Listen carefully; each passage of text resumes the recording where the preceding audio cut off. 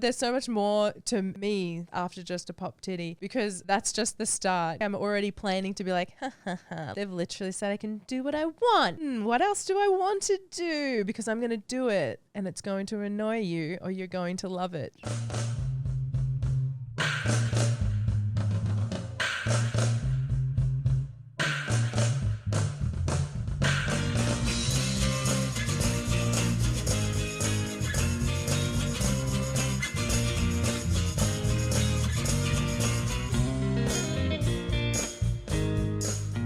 Welcome to Fruiting Body Podcast. We are a medicinal mushroom company on the island of Phuket, Thailand.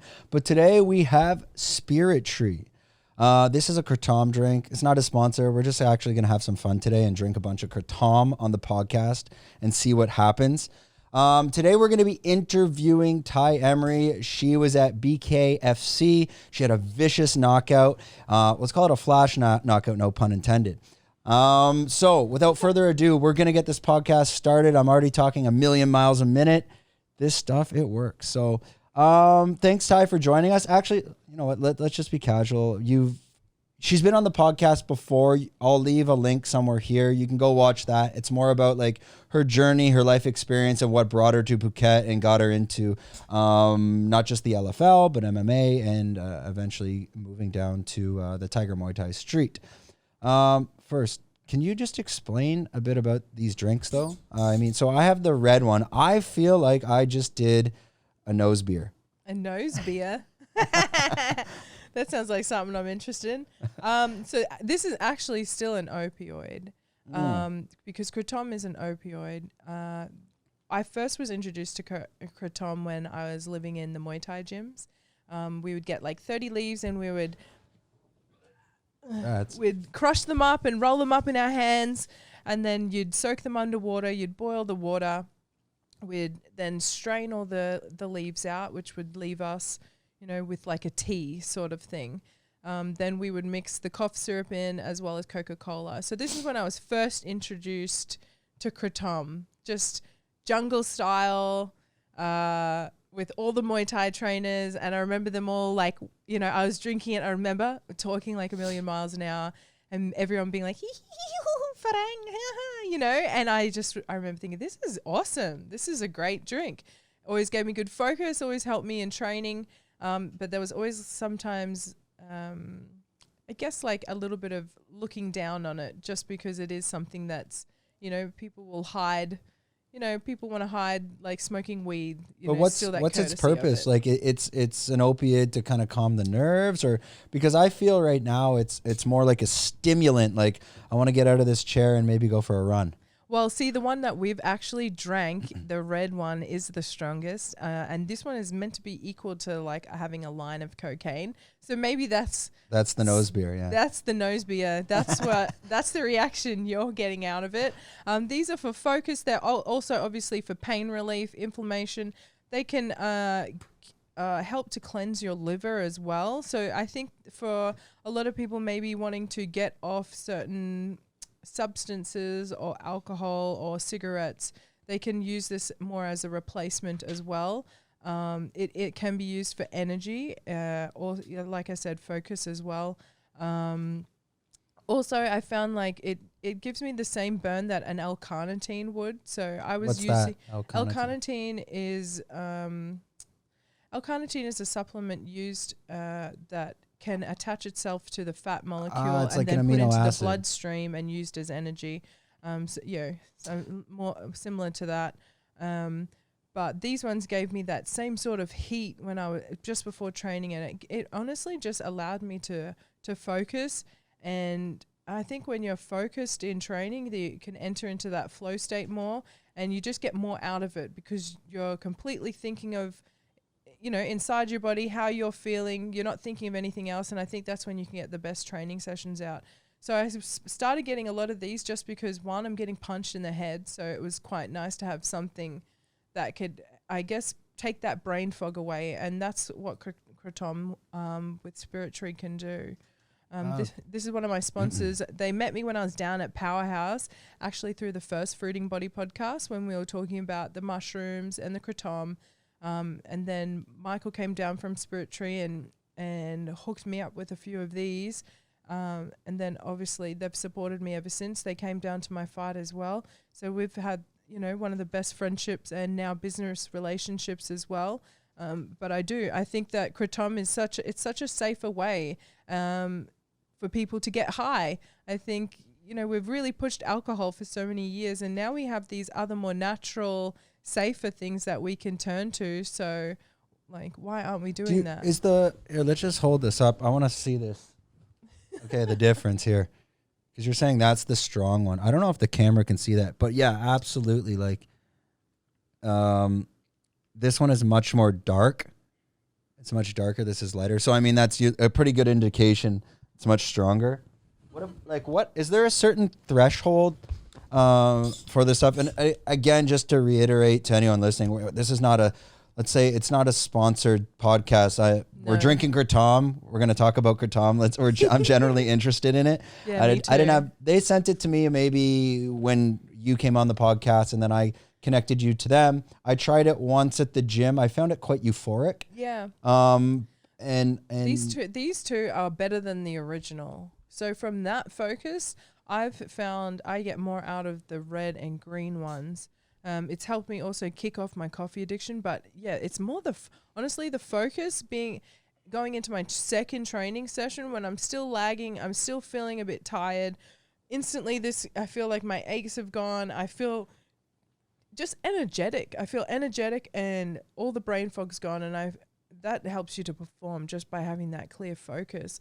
So now, have you ever used those weed smokers? How it doesn't have any like carcinogenic come off, and it's like an air heat, and it only heats the weed up to X amount. I've seen it. It doesn't overboil it or overburn it, and it allows the correct extraction temperature for taking out the THC.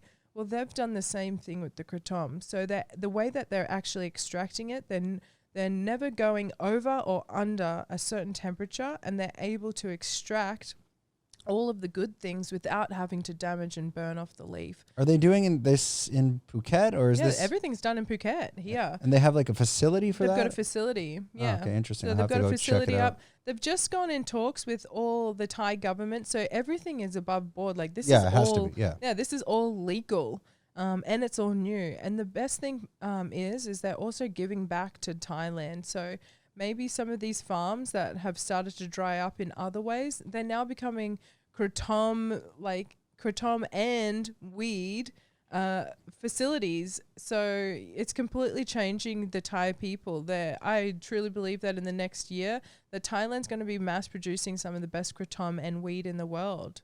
What is the negative conversation with Kratom? Because can it be addicted, or is that because maybe the people taking it are, taking Kratom and smoking meth, so maybe a bit different? Well, I think, you've just said the word meth, so we've gone down a slippery slope here, mate. So on the next podcast, we're gonna smoke meth.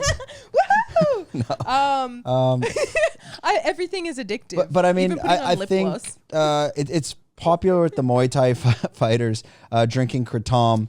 But is there like a certain threshold where it can become addictive if you were to take too much, and maybe what would that dosage be? If you're to drink too many of these, you're probably just going to have an adverse reaction inside and go to sleep. See, you have one and you can get high, and then when you push past a barrier, you just want to go to sleep. Well, I think so people understand maybe the term of saying you get high is that the best way to describe it? Or I mean, I should use something else. Yeah, like you said, you'll be taking it and going maybe sparring or going to the gym. Let's say sparring. Yeah. Do you find you're able to see the punches coming like much slower? You have more focus, or what is your reaction? I just have more focus, and I just feel more present. And I think being more present allows you to see everything. Can I say that things are slowing down and reaching the flow state? Yes, in some regards. Can I say that's just because of the Kratom? I can say that, definitely it helped get me to that point. But I think it's, having that focus allows you to slip into a more ready state for training or sparring. Okay, well, let's see. People can let us know in the comments how Maybe I change throughout the podcast. I won't notice it. He's funner. I might drink another bottle. He's funner. Usually I need to take coffee. Like more cocaine. Yeah, that's my type of podcast. Let's go. No. I'm never going to be allowed on here again. No, who cares? That's the best part when you don't have sponsors. You can say whatever you want. Yeah, there's no one to come yell at me after. We'll get some funny comments. You're starting to get a lot of more trolls now, but I just ignore it. Yeah, trolls means you're doing something right. Yeah, who gives a shit? Yeah, fuck the trolls. Yeah. So, well, let's lead up to the fight with BKFC, but I kind of want to jump off before leaving you on that last podcast, and there's a little bit of like the unknown. Yeah. This is even before kind of the BKFC signing. So again, people can go watch that podcast to understand where we left off, and that's probably 6-8 months ago, let's call it. After that podcast and your signing with BKFC and leading up to your fight, can you kind of walk us through what happened in your life? Oh my gosh. Do you mean like just before the BKFC fight? Before when I last saw you? Before being signed even. I think at that point you were at Powerhouse, and then obviously now you've moved to Tiger and you're doing your training there. But even before BKFC and then getting signed with them, and then I do recall following you on Instagram and talking to you a little bit, a lot of fights, they were supposed to happen, they fell through. So kind of that fast story of what exactly happened over, let's say, the past 6-8 months of your life. Honestly, there was like 5 or 6 fights that I was told by my management that were happening and they never did, or they never went past a certain point. And that can become super draining on the body. I'm sure everybody knows in this sport, there's only so many times in a season that the body can peak. So whether my management was doing that just to keep me holding on, or whether they really did believe that I was having fights, all that it did was just put back in my eyes, putting back the ability to have the most efficient performance, just because you want to be at the top, you want your body to be at the top.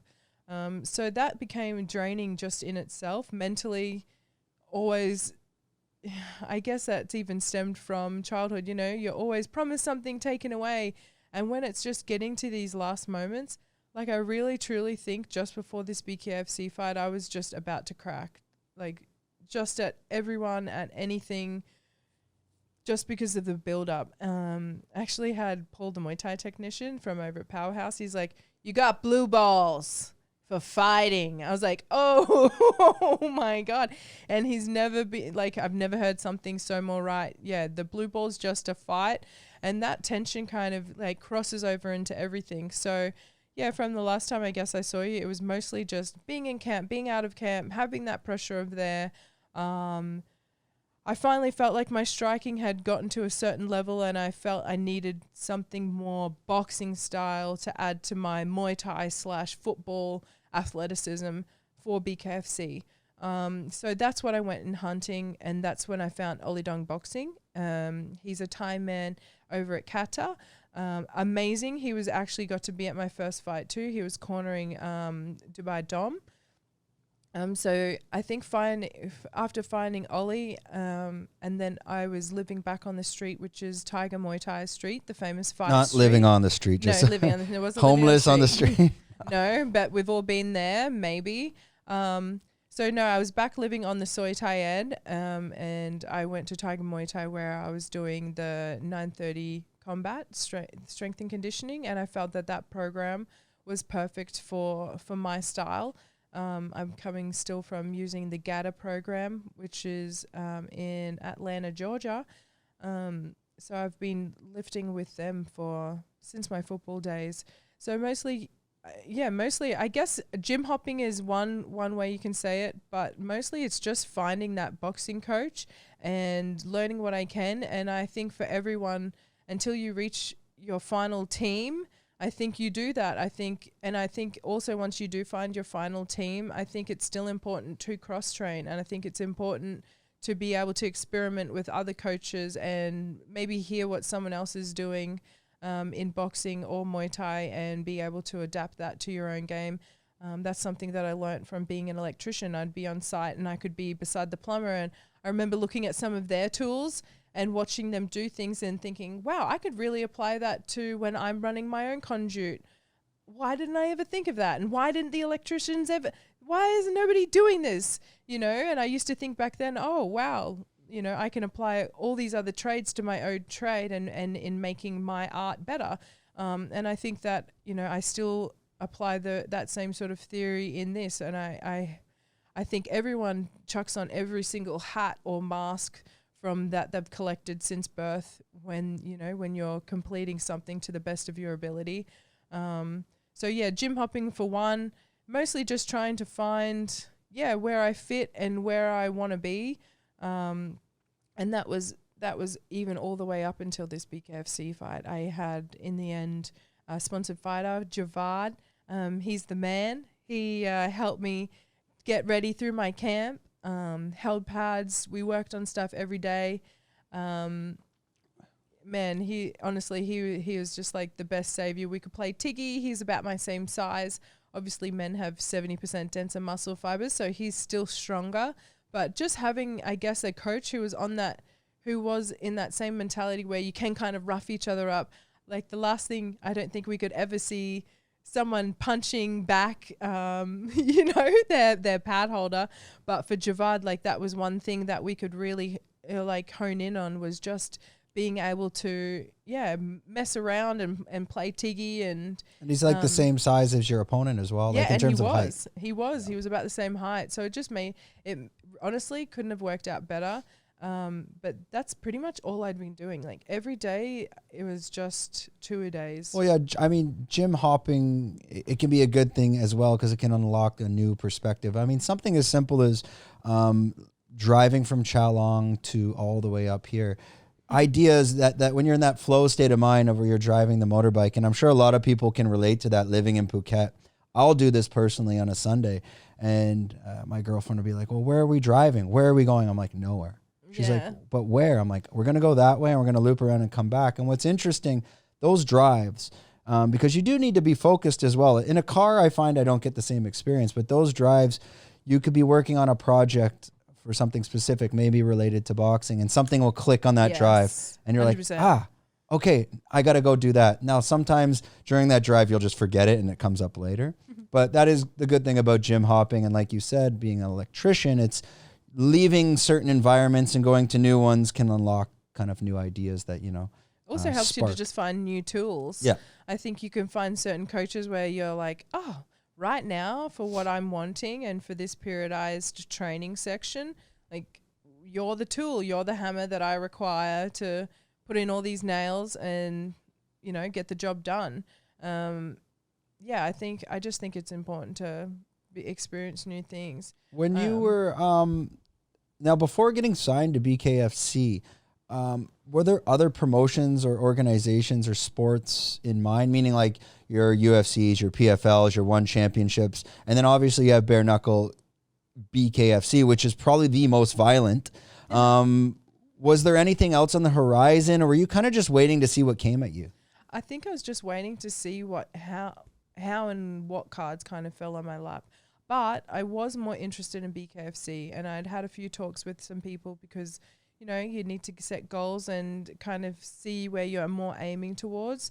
And literally 2 weeks before BKFC rang me, I said out loud with DC mouth guards, I said I wanted to fight in BKFC. I said I don't know why, but I feel like I could be my normal villain self. I'm not going to be told to shut up, or, you know, maybe my life is a little bit too rough, or I look a certain way. I felt that looking at BKFC and looking at the fighters that they were, you know, and the characters that they were bringing in, I felt like that's where my character fits. I feel like I don't want to be held back. I want to be able to hold my own opinion, whether it's liked by the crowds or not liked by the crowds. And I feel that looking at some of the others, I don't really fit the One Championship traditional martial artist, because I'm not even a traditional martial artist. I'm coming from football. That's not to say that I'm not a martial artist, because guess what, ladies and gentlemen, I am. Here we are doing martial arts, so I'm definitely a martial artist. And I think a martial artist is just a way of life. I think that's showing that discipline and dedication to your art. So I feel like there's more people who are martial artists out there as well. So no, I really wanted to be BKFC. That's what I wanted, and what I got. Because this podcast, we have a lot of people there. I try to keep it as diverse as possible. So anyone out there listening and they might not understand BKFC, now most understand UFC, let's say. It's easy to understand in terms of that MMA. What is the culture of BKFC? What is BKFC in your opinion? I feel like BKFC has that element of like showbiz with WWE. I feel like, you know, they've got these just crazy characters that, and I know a couple of them have, Big Warren Thompson. Everyone thinks that he is completely fake and puts on this act.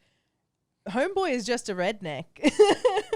Like, he's just the biggest mullet wearing redneck man that you could ever meet. And just even that as an example, like everyone's just so more themselves. And I just feel like a lot of opinions can be changed, or I guess people do hold themselves a different way when they're in different sports.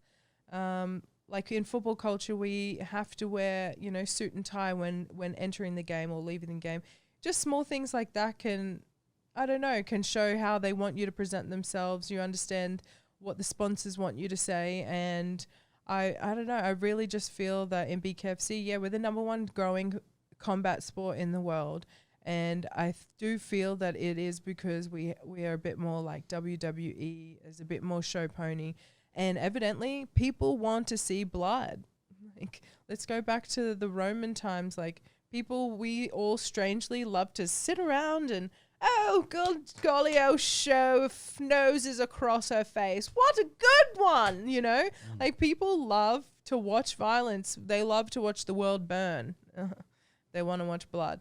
Is there a major difference between the American promotion and the ones you're having in Thailand, or they're just different venues? They're just different venues. So it's just like how someone would sell off like a Starbucks franchise. That's kind of like what they've done. They have their own owners out here in Thailand, but they're still the baby brother of David Feldman's, because they're still branched. It's still umbrellaed. They had to earn their stripes to show David that they can be brought in. And what they would want to do with his baby as well. And because Nick Chapman has, he's earned these stripes, he's now flying over and talking with David, and a lot more is happening for the cross promotion of the shows, and even having the help of, the main page. That wouldn't have happened if they didn't prove to them by show, the third show was one of the biggest shows in the world. We had Buakaw on. That's amazing. I think the viewers... Doesn't one FC have more viewers than what UFC can actually bring in? Isn't that correct? Mm-hmm. So now we've got BKFC Thailand. BKFC Thailand is on free to air, and we're also everywhere through America on the BKFC app. So we actually have more numbers watching the BKFC Thailand show than what we do just the BKFC, like the original. Everything can be seen on the BKFC app. So please, everyone, please download the app, and please don't ask me, because I will not even open your message anymore. So they're trying to get like a free link? I don't know. I'm just like, man, I got to fight tomorrow, and I see these messages of people saying, can you send me the link? Can I get it? God. What the hell, bro? I got shit to do. I shouldn't be on my phone. This is my fault anyway. Yeah, goodbye. You're going to need someone to manage the social media. Then I'm sure it gets overwhelming as well. On that note, you had your fight in BKFC. You're on the same card as Buakaw. Yeah. Did you get to meet him? What was that whole experience like from leading up to the fight itself? It was awesome to see. I think you can tell that this is just another show for him. He was just so relaxed. He was always just dove into his phone, and I kind of sometimes maybe I'm a bit old school and way too mumsy or big sister, but there was times I felt like I really wanted to hit Buakaw over the head and be like, get in line, and put some energy into it. Like, you've got this, he holds this crazy energy about him, and when he wants to let it rip, he's like, and we can all feel him. Like, you can feel him when you're not even in the room. Now, that's someone with some crazy vibration.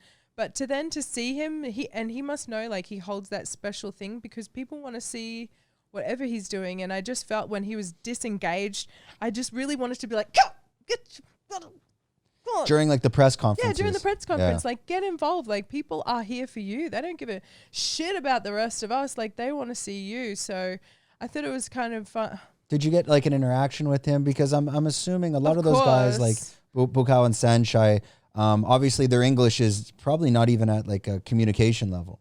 I think he is. I think he's got good enough English where he can have basic conversations and be able to talk.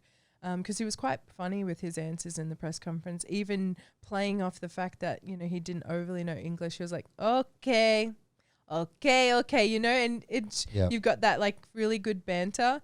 But no, honestly, I think Buakaw I think he did an amazing job. Like when he goes to fight, he's still had elements of, of the Wu cry when he came out for the BKFC. And I thought that was really special. I felt like that was something he literally had a standing ovation just doing his walk out into the ring. Like I said, I think he had amazing energy. I think he's perfect for the show.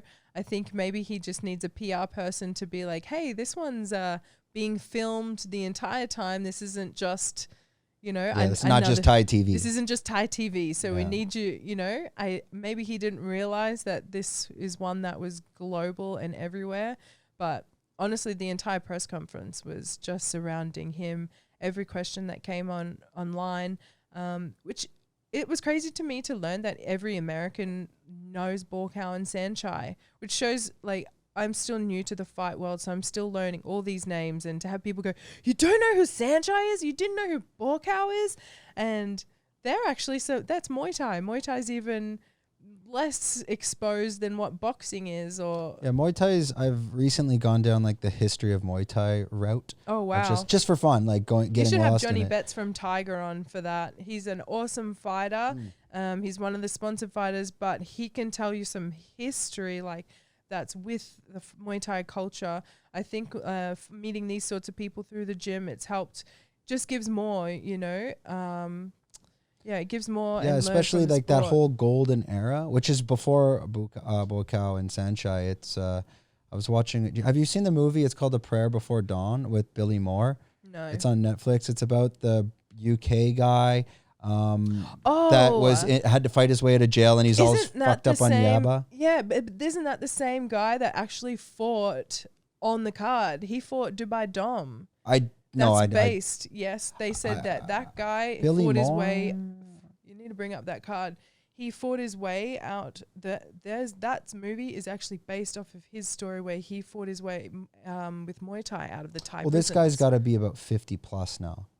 Oh, he's definitely 40s for sure. Yeah, but I think I'm not sure if it was him, but it's when you're watching those movies, there's a lot of like famous Thai actors on there. Obviously, we wouldn't know, but they also have like golden era Muay Thai fighters on there. A guy named I believe it's Kam Singh.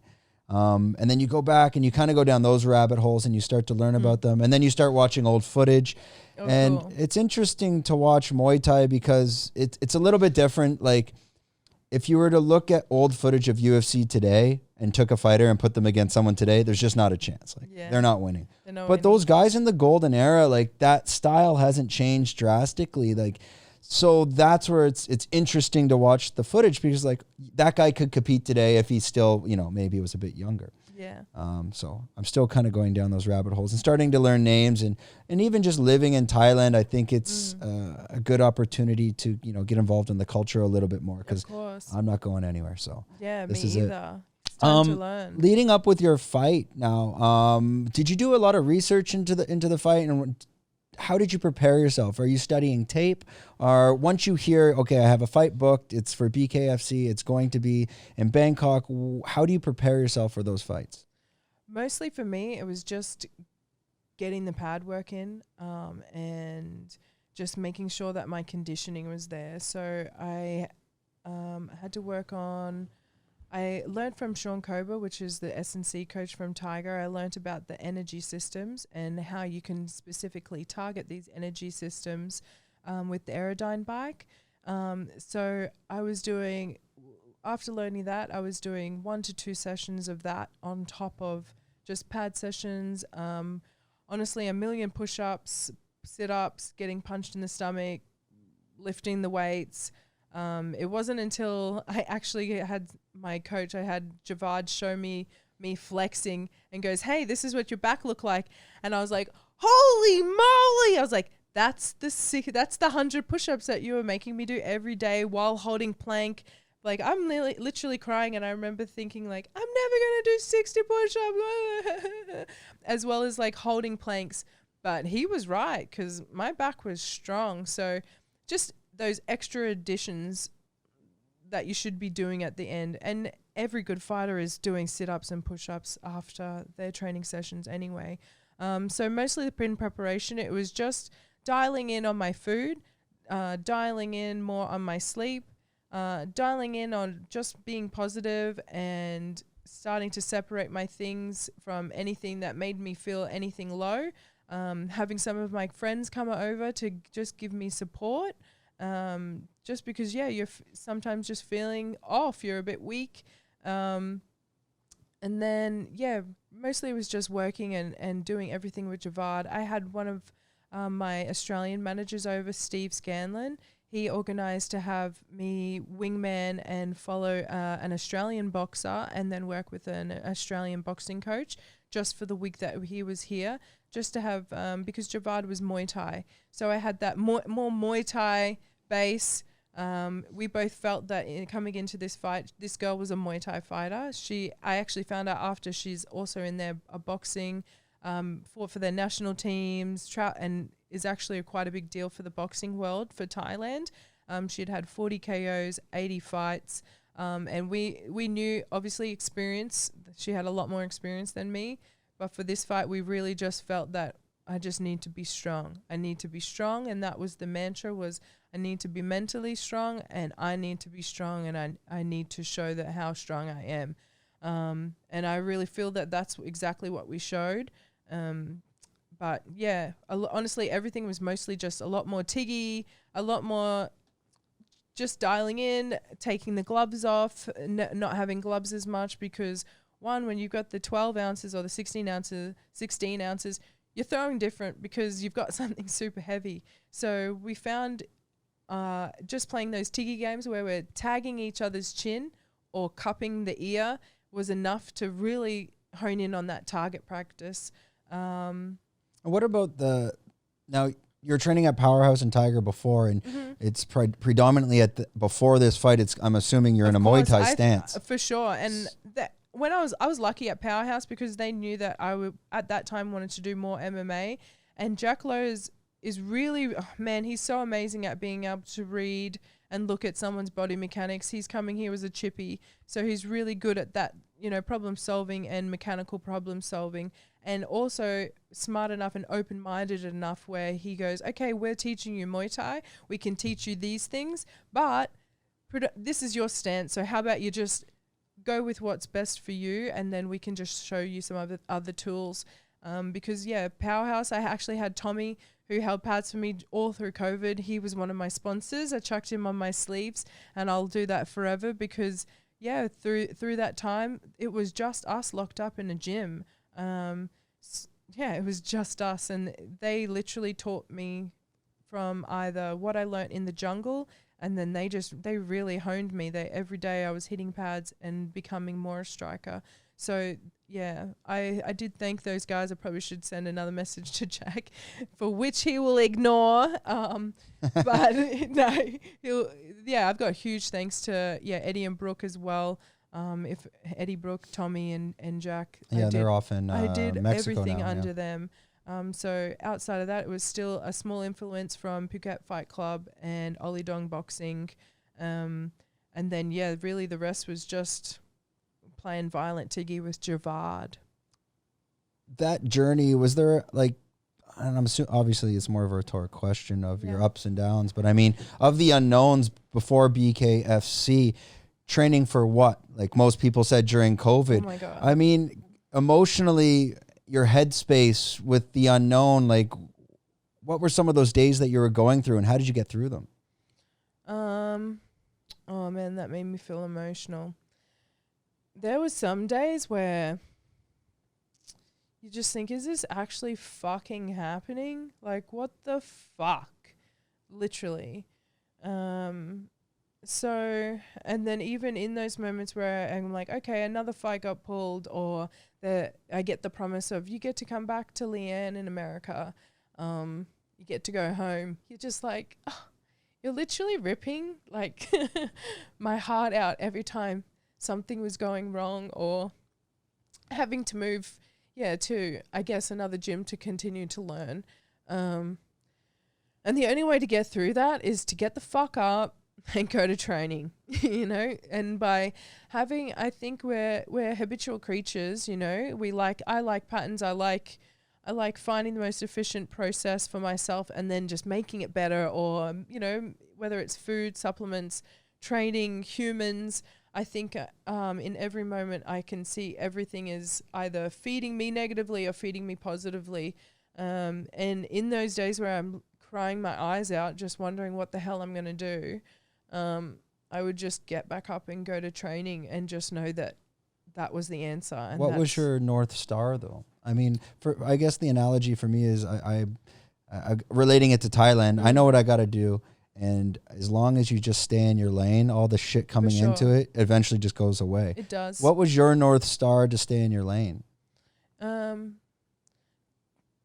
Because I always say, I'm like, I know who I am and I know where I'm going. And even though sometimes I look at people, they'd go, where are you going? I'm like, I don't know. But deep down, like, there was a couple of coaches who could look at me, Coach Guilherme, Coach Guy, he goes, you know where you're going. You're just too humble. And I would be like, yeah, I know. But it doesn't matter. Where are you going? To the top. And how can that, now, would that be BKFC related, or BKFC, can that be life, the backyard, to the fridge, like everything? I'm going to be at the top because I don't stop. I don't quit. And now I feel that I've got all this karma coming back. Like, so many times. Good karma, obviously. Good karma, yes. Of course. Like, karma's coming, good or bad. She's coming. And for me, I feel like after just even getting into the fight, like all the way up until, it wasn't until I was going up the stairs and they were like, you know, put on a show. And there was something in me that was just like, no, there's work to be done, bitch. Like, shut up, you know. And there was just like this silence good moment where I was just like, I am invincible. I am on top of the world. No one can stop me. And after this, everyone's going to have to listen.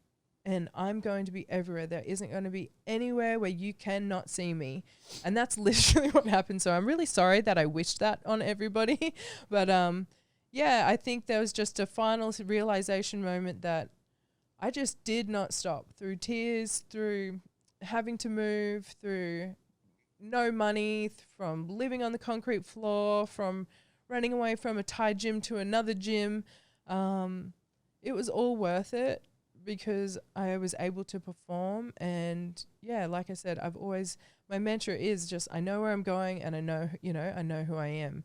And maybe that's in moments where you really don't know, but your soul knows. I don't know how to explain it, but even that pull for every day when I was waking up in America and I'm sleeping in the gym or I'm sleeping in my car.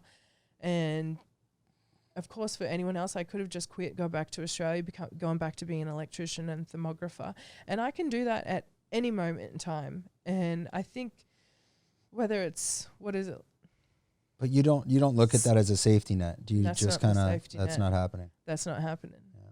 Because until whatever feeling or wherever this is leading to, until that's gone, I will just continue to just, like a bloody robot, just walk forward. For a BKFC athlete, can you explain a little bit about the structure of the divisions, and is it work similar to UFC in terms of a ranking system? And when, like, how, like, what do you see the roadmap of your career in that promotion work? How would that work?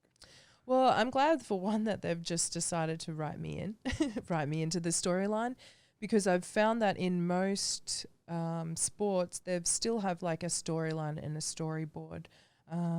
I feel for this, of course, with the changing, we've got Christina Freire. She's completely taken over, and this is her time to be the top of the 125-pound division. I think eventually that means her and Beck Rawlings Beck Rodriguez will fight, because that has to happen, because it was only COVID that left them apart. But then I also don't know if that will happen, because I think they had Beck as the loss versus Britain Hart.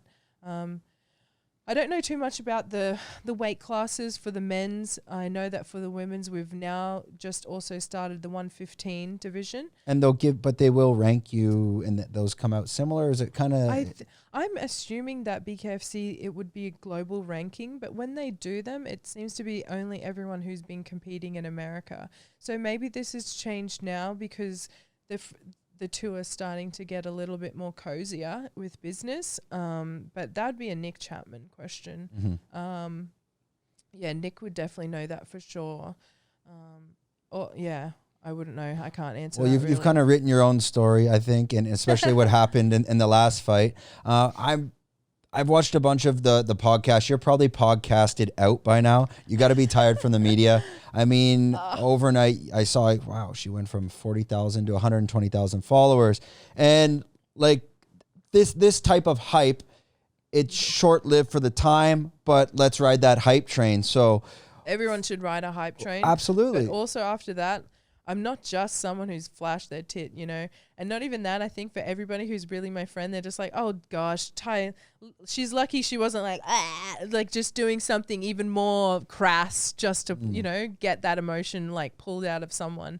But there's so much more to me, like whether it's my journey to getting here, whether it's being motivating, how I live my life, there's more to then scratches the surface after just a pop titty, because that's just the start, that's already me. I'm already planning to be like, like they've literally said I can do what I want. What else do I want to do? Because I'm going to do it, and it's going to annoy you, or you're going to love it. So, well, it's interesting. Like whatever maybe there's a connection between the Australian Thais and doing something wild after a fight, whether it's Tai Tuivasa grabbing a shoey and that's his calling card, or yours might be a little bit different.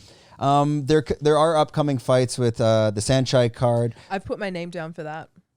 And most likely, would you physically be ready to be able to get on that card and have that type of turnaround, just especially coming after that type of preparation and going through a fight? Now, obviously, you didn't take any serious injuries. No, nothing too serious. But I think next week I'd like to start going and get some ultrasounds or something, just to move that last bit of fluid, or maybe the tension that, the hands are so delicate. So I feel that there'll be a lot of stuff will be wrapped around. I don't know. That's like the visuals I feel in my head. So of course I have to look at my health first and my hands, because if you can't perform, then there's no point in risking something, and you may as well just be on a later card. But I think December could be such a perfect time to get back out there. I think, to have a couple of weeks completely off and then be able to, get sort of straight back into it. I think why not? And I think that would be good for myself, one, to show, I'm going to beat the next bitch and the next bitch and the next bitch and the next bitch. And I think that's the most important for right now, especially after what's just been created overnight.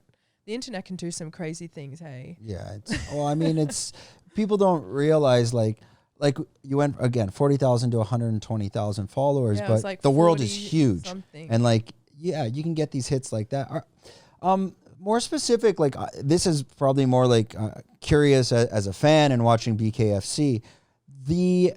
So in Muay Thai, people will do preparation for their shins, and they do that. Well, the Thais do that from the age of 6. So by the time they get to 20, they've basically got baseball bats for shins. Nice. But is there anything you can do for your hands for preparation, so when you step into the ring, you have a less likely chance to break a knuckle, a finger? I think one, it's knowing when to protect your hands and when to wrap them. And I think I was doing 2-a-days, in one of the sessions, I would only just wrap the wrists. I was only ever using my 6-ounce gloves that were from either Twins or Be Legend. And I would yes, I would only be wrapping my hands that was similar to the tape. And I just think being able to get used to hitting with nothing, because I don't know, I feel like we get used to just wanting to smash this pad and smash this glove. And then when you take that off and the first time you do it, you're like, what? And you're like, oh man, shouldn't have done that. So just learning, you're learning your own power, because you do have to back it off a little bit when you've got no gloves on.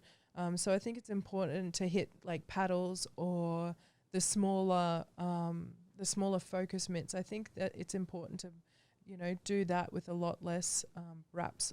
When you're is the grip different? Are you aiming for a certain knuckle? Like, can you talk more about like the mechanics and the technique? So from what I have learned is you don't ever want to hit with these two out here, because it's these bones. So anyone listening to audio, it's kind of your ring and pinky finger knuckles. And in here is the easiest for it to break. So you're always wanting to aim, and the structure that goes having the most stability with your wrist and hand is smashing with these two knuckles. So your index and your middle finger. And obviously now your middle is going to be the strongest. Yeah. Coming across. This one is, I can't wait to see what happens when all this inflammation, it's going to be so huge because it was already so big. No, that's great. Is it building it up? Yeah, like, it's building it up. Dagger in the middle. Jesus. I'm like, yes, my precious. And what about your thumb? How is your thumb coming in so you avoid breaking that as well? Well, I think having the no gloves is way better, because what I've learned, my friend Jesse Sanchez, he makes a heap of gloves. He actually has a warehouse down near Boxer World. And has that going. And he taught me that on some gloves, the thumb is sitting up high, and then on some they sew it down low. And he said some they have it as a short thumb, and others they have it as the long thumb. So obviously that would come down to individual's hand. But that when he mentioned that's when I started realizing when I would do overhands or hooks, sometimes I was clipping my thumb, and I actually didn't even hit my thumb at all when I was wearing no gloves. So I feel that it's usually just maybe you need to change the style of glove if you're someone who's always kind of hurting your thumb. When you're throwing a hook or an overhand right, are you trying to connect with the knuckle as well, or can it also kind of turn into a club? No, you're not allowed a hammer fist in BKFC. Okay. So... Whoa, there's rules here. Whoa. We have rules. Wait a minute. Whoa, hammer fist? No. Vulgar. of all things. Wait a minute. You can bash their head in, but no hammer fists. Why did they do that? They said no hammer fists, and they said no backwards flinging. Spinning back arms? No spinning back arms. Are they trying to maybe avoid, so you're not connecting with the forearm? I think maybe that, as well as the elbows, because a lot at one stage I was even trying to learn and thinking, okay, cool, I can be blocking, and then maybe they could punch, but they've said they highly want people to not do this, just because if somebody goes in and then you elbow their head, that's a big no. So they said you can block like this, but obviously if you hit their head, that's going to be a point against you. So you're better off not doing that. And also we're in Thailand, so that's such a natural thing. We did have, I think it was the first or second fight, the guy fully kneed or kicked his opponent. So that just shows you, like I said to everyone, I'm like, this girl's had 80 Muay Thai fights. And I was like, so she's disciplined. She's an amazing Muay Thai fighter. She's had way more fights. And I said, but what is someone's strength? It's also their biggest weakness. So knowing that someone is a strong Muay Thai fighter, you know that their stance may open up, their guard may open up, but you also know that it's so much more natural for them to throw elbows, to throw knees, to teep when they're in that fighting state, because you still want to win. Is that why you really focused on getting the uppercut through? Because usually that's the easiest one to get through a Muay Thai fighter's, when their hands are up because their hands were up. Right. I'd been practicing my uppercut from John Boy. I'd really love to watch John Boy. He's got every champion come through with him, from Anatoly to all the one championship boys. Petra Yang. Yeah, he's got some Fabrizio. I get to watch a lot of those guys when I ask and can sit and just really learn the mechanics.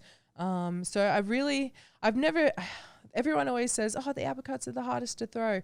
And when the uppercut and the left hook came, they were honestly, it wasn't even me. It was something, you know. Well, the distance control, I mean, because of Muay Thai, there's no kicks. I mean, you guys are engaged much more, and that's what they want to BKFC. Yeah. So that distance control, your foot stance, it's completely different.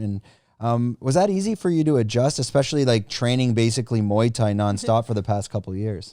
I think I really feel that I didn't really take on the Muay Thai stance. I think I always kind of used it for how I wanted to, because I was you said at Powerhouse. Yeah, I was at Powerhouse, and they knew that it's not really something that I was going to listen to anyway.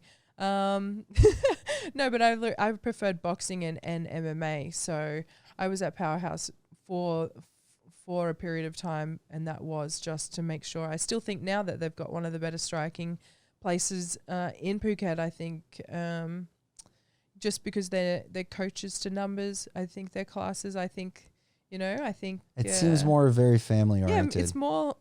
Yeah, the music is the best. The music is better, and yeah, it is more of a family vibe. And you've got, like I said, you've got more coaches and more ties helping to the head count. Yeah, and there's a lot of, I mean, guys like Paul. Paul fought on one of our cards, which is Muay Thai and mushrooms. We'll bring that back one day.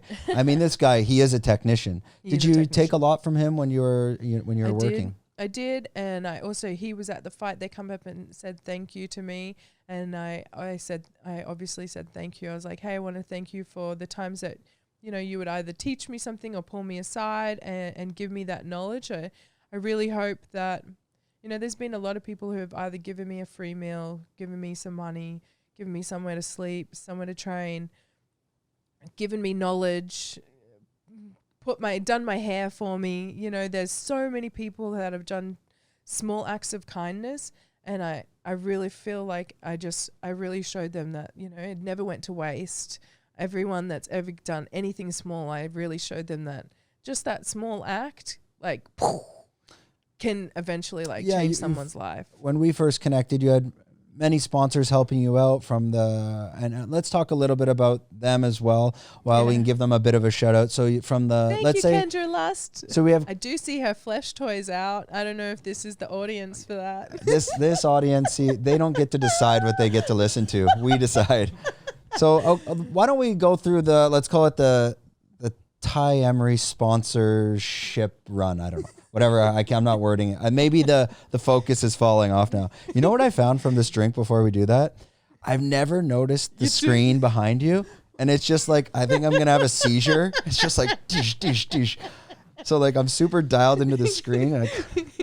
No, I feel like you're a little more chattier. That's why I'm like, hee hee. Yeah, we got him. Yeah, no, it definitely spirit tree. It works. I thought it was gonna give a bit of a feeling of, you know, when something might be too strong and you can get a bit of anxiety from it. Yeah. You don't get that from this. That's why I like it, because sometimes even there's only certain coffees that I like. And then also some of the energy drinks, also sugar, certain sugars now, especially after being in camp, I can feel when they're completely giving me anxiety.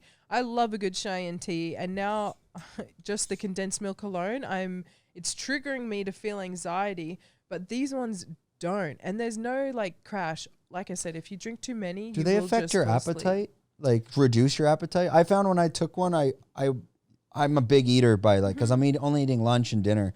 And the one time I took it, I found by dinner time, my appetite was reduced, maybe because it has an opiate. How many had you drank that day? Just one. Wow. I just felt like I wasn't as hungry, but also it's like if you were to smoke weed or do any type of drug, when it was the first time ever, it's always the strongest. First time's the best time for all drugs. Maybe not everything, but not everything. So my appetite felt reduced, and I guess you can usually get that from uppers, but it's an opiate, so it's still an opiate. Yeah. So there's still has a drug in it that. So maybe it's good for cutting weight as well. Oh well, it is, of course. I think it's good for cutting weight, mostly just because I sweat. You want me to keep drinking the other one? Yeah, drink the green one. Well, let's test it out. It's just oat. I love that at the start you're like, I'm not gonna drink any. Well, now I'm all dialed in, and it was starting to wear off, so I'm gonna keep going at it. Yes. Whoa, Hans just gave me a look like easy. Hans, don't lose this podcast. He's like, this is the he's one. just being cool in front of the girls. Really? The purple one. I was dialed in a second ago until that TV almost gave me a seizure. These are the best. Honestly, I've been drinking Kratom. I got back from Bangkok and Michael's like, do you need anything when we come to get you from the airport? I was like, hell yeah. You're going to pack some of them Kratoms because my body hurts. You're going to have that for me when I get off the plane. And it's more, it's just with the inflammation, or is it similar to like, I don't know, like a painkiller? It is similar to a painkiller because opiates are used in painkillers. So this is obviously a lot safer and it's more natural. But yeah, I've found that it helped with my headaches. It helped me. It's like, look at this. It's only been 1 week. How so? If we, I don't know. Everything's almost back to normal. There's a QR code there. They won't be able to see that. How could people find this if they want to also? And this is, it's readily available in Phuket and Thailand. Yes, and it's soon to be marketed. We've got the guys selling it in 7-Eleven. So that's huge. Yeah. Especially for Thailand. Like, this is such a national drink. I will say, I usually take in and give them to a heap of the Thai trainers. They're not too chuffed about the flavor just because they're so used to, and I'm like, oh, bitter. I know you like that Coca-Cola cough syrup dank, Yeah. Well, this one of them has like honey, ginger, turmeric. It tastes more like tea. Yeah, it's a tea. Yeah, it tastes like a tea. It's a good strong tea. It's good. Let's see. Maybe I'll become. I'll try it training one day again. You should definitely come out and have a look. I'm sure the guys just because for sure. You're brainy. You're brainy and intelligent, and you love. I don't know about that. Yeah, you are. Yes, you are. Don't Hans say is that. like no. No, but I think I love seeing the process, and I love getting to talk to Mark and Michael and seeing how they're making it better. And I think it's amazing to know that, okay, cool, so we can extract this and get more out of, like, more benefits out of this plant by only bringing it to boil at this rate. And I think that's an interesting thing because it's still it's just like going back in time where they did the ayahuasca, and for some reason the shaman got told to go collect this branch and then go collect this branch, and then you will boil them together.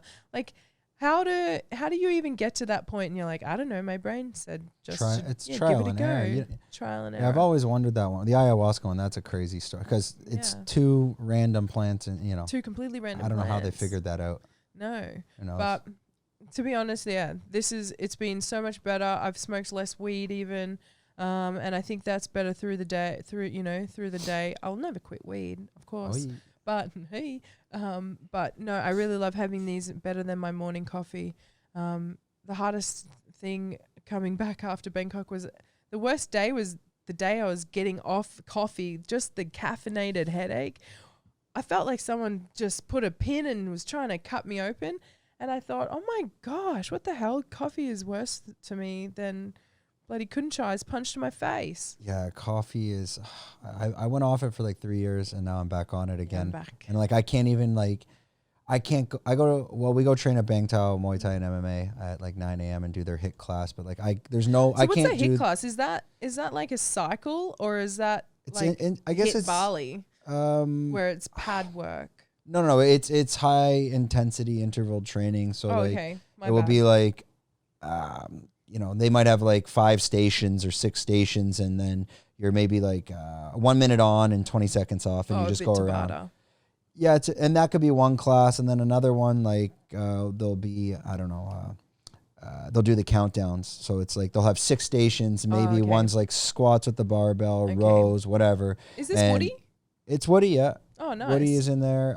He's doing the class with Som, and then Shah's in there. Oh, yeah. Days. So Som's running them. She's got great energy. So it's like Som, Woody, and Shah, because the classes are getting big now. I mean, when we started going, it was maybe 20 people, and now today was probably 50. Wow. Yeah. But they're expanding. They're building the gym. Crazy so numbers. It's good. That's more numbers than Tiger. And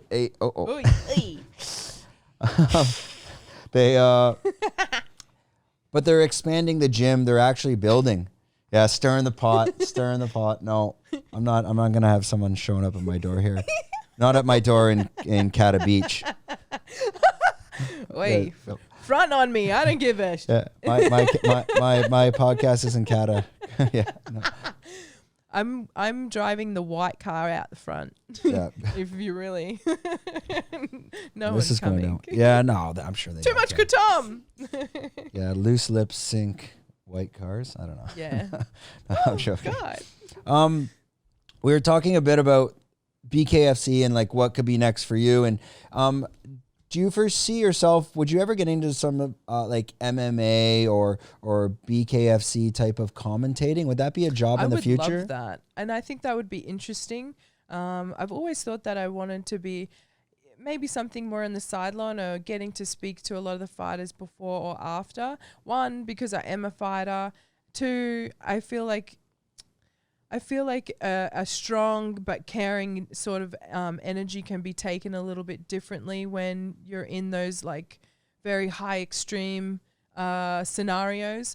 I'm really super calm in those times, and I also have a very like calming nature for people as well. So I would love to be able to talk to people on that sort of emotional front. I think getting something different out of people. We want to see raw. We want to see, people. That's what we want to see. That. And plus, you're here. You have the experience. I mean, you've been on camera for the past 10 years. I mean, you're in LFL. Easy 10 years. So it's something you're comfortable doing as well. Yeah. Now you came out on stage. You're stunning. You killed it.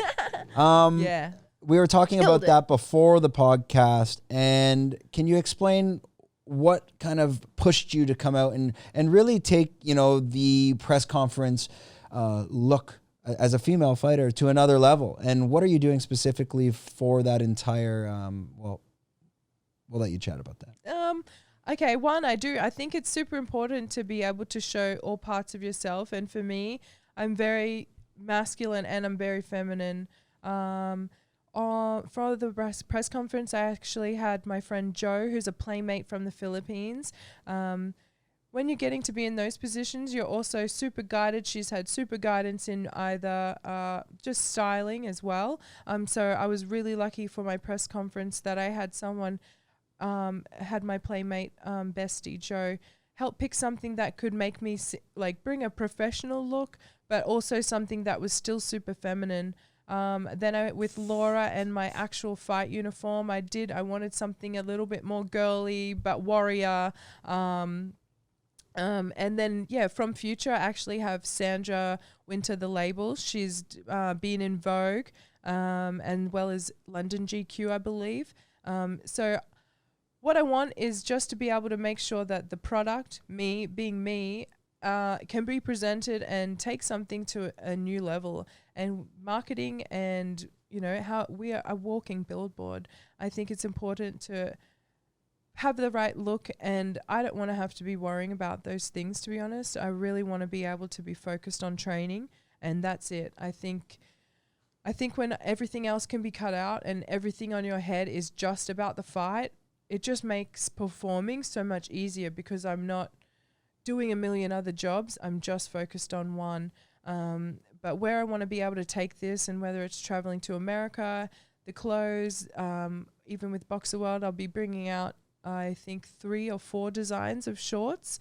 Now, this is for a brand or this will kind of be a collaboration? How is that going to work exactly? That one would be a collaboration where I'll be bringing Sandra with me as well, just because if you've got an expert, I'm not an expert in choosing patterns. I'm not an expert at fabrics. And I'm not an expert on designing. I can say things that I like, and I think definitely have a better influence on how, I guess, mechanically the shorts can be worn. But when it comes to design, I think that you should leave things to the experts. So I'm so lucky I have Sandra Winter, the label. Everyone check them out. We're going to be doing very, very big things. Like I said, bringing out clothing. Obviously all the OnlyFans, which you'll have to subscribe. We can cut and we can talk about it a little bit, and if you want to okay, one sec. So we're gonna cut, we're gonna bring her on, and let's just chat a little bit about the concept behind the brand and something that has kind of been untapped in the bare knuckle, but even more importantly, MMA female space that's really not even, it's not there at the moment. And we are talking about that downstairs. So we'll be back in a second.